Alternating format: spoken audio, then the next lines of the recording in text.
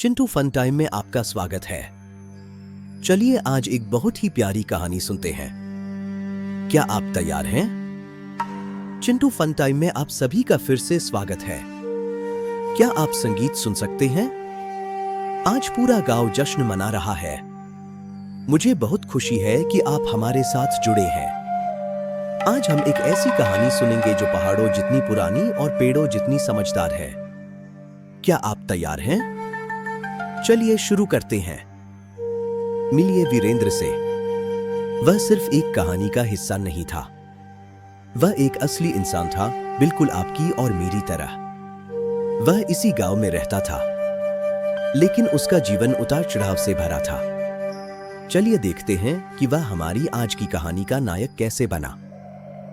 एक समय की बात है, वीरेंद्र दूर दूर तक सबसे अमीर आदमी था। उसका दिल सोने का था। उसने सबकी मदद की। अगर कोई भूखा होता तो वह उसे खाना देता, अगर किसी को ठंड लगती तो वह उसे कंबल देता। उसका घर हंसी और दोस्तों से भरा रहता था।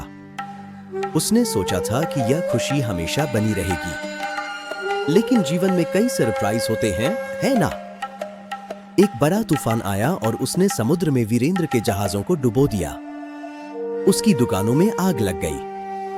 एक एक करके उसके सोने के सिक्के खत्म हो गए। और क्या आप जानते हैं क्या हुआ? उसके वे दोस्त जो उसका खाना खाते थे, वे भी गायब हो गए। वीरेंद्र अपने खाली घर में बिल्कुल अकेला रह गया। उसने महसूस किया कि सच्चे दोस्त वही होते हैं जो बुरे समय में साथ देते हैं। वीरेंद्र ने शहर छोड़ने और एक नई जिंदगी शुरू करने का फैसला किया। वह अपना आखिरी खजाना, महान लोहे की तराजू, अपने साथ ले गया। वह एक अमीर व्यापारी महेश के पास गया। महेश, कृपया इसे संभाल कर रखें, उसने कहा। महेश ने जवाब दिया, बिल्कुल दोस्त, मैं इसकी रक्षा अपनी जान से भी ज्यादा करूंगा। लेकिन उसके मन में महेश इसे खुद रखना चाहता था। वीरेंद्र की यात्रा बहुत कठिन थी। वह गहरे घने जंगलों से गुजरा जहां बाघ दहाड़ते थे। वह जमीन पर सोता था और जंगली फल खाता था। उसने सीखा कि बहादुर कैसे बनते हैं और जानवरों से कैसे बात की जाती है। उसका हर कदम उसे और भी मजबूत और समझदार बना रहा था। वह अपने घर और अपनी लोहे की तराजू को कभी नहीं भूला। वह एक बड़े बंदरगाह वाले शहर में पहुंचा। उसने मजदूरों की तरह काम किया और व्यापारियों के लिए भारी बोरे उठाए। उसे कड़ी मेहनत से कोई फर्क नहीं पड़ता था। उसने अपनी कमाई का एक एक सिक्का बचाया।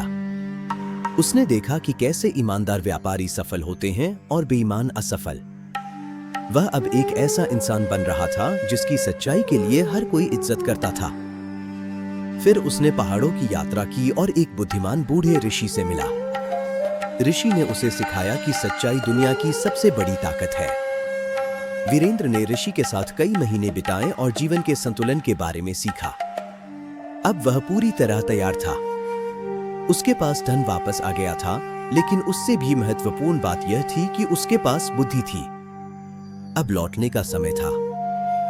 वीरेंद्र वापस आया और उसने महेश से अपनी तराजू मांगी। महेश ने झूठ बोल दिया। ओह वीरेंद्र, चूहे तुम्हारी लोहे की तराजू खा गए, उसने कहा। वीरेंद्र मुस्कुराया। वह सच जानता था। चिल्लाने के बजाय उसने कहा, चूहे जो लोहा खाते हैं? यह तो बड़े ही अनोखे चूहे हैं। वह कुछ बहुत चतुर योजना बना रहा था। वीरेंद्र देव को नदी पर ले गया और उसे एक सुरक्षित गुफा में छिपा दिया।